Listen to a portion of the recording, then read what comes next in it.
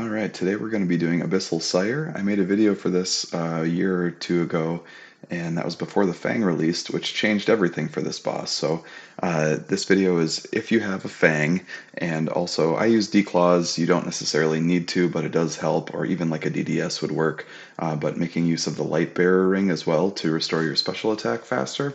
And also I have a bowfa this time. A crystal bow will work, it'll just be longer. But mainly you're going to want a range setup and a melee setup, and you'll be able to do a ton of kills per trip this time versus last time. I think I said to do a kill or two per trip and then teleport away and come back with restored health and stuff. So you use a fairy ring DIP to get there. And I did put some tile markers in the video description, same as last time. You can go to any of the four corners of the map to get to him. I always tend to go to this one for some reason. I also bring a stam pot just because it, I don't know, helps if you're there for a long time and running around a lot. I've marked the tile markers with the steps that you take, 1, 2, 3, 4, 5, 6. The red tiles are for the ranged phase, and the yellow tiles are for the melee phase.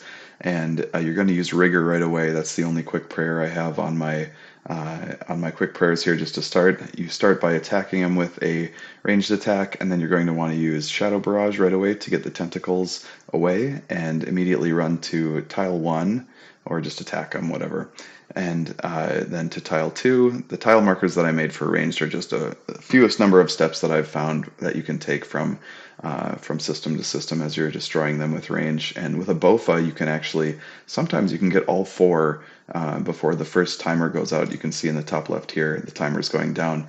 I found that once it gets to like below 4 seconds, it really, your attacks don't really do damage, so you might as well just run up and get ready to Shadow Barrage them again.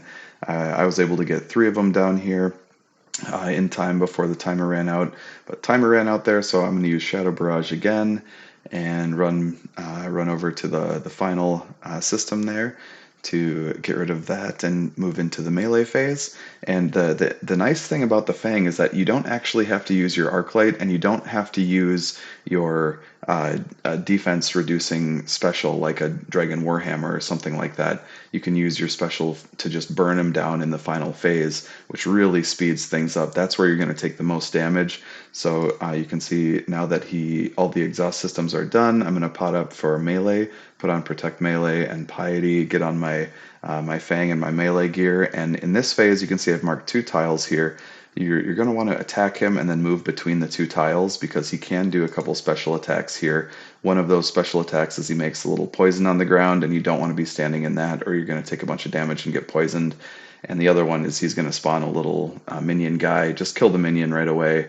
But in this, if you kill him fast enough with the Fang, which is likely to do because the Fang is so good against this high defense boss, that you really shouldn't even see any of the special attacks before he's moving already to the final phase here. So I didn't see any, it only took me a few hits to get down there. So once he does this though, then you're going to want to put on your special attack weapon and protect from range instead of melee. And you'll see me run down to tile 6 and just heal up a little bit, put on my declaws and get my spec ready.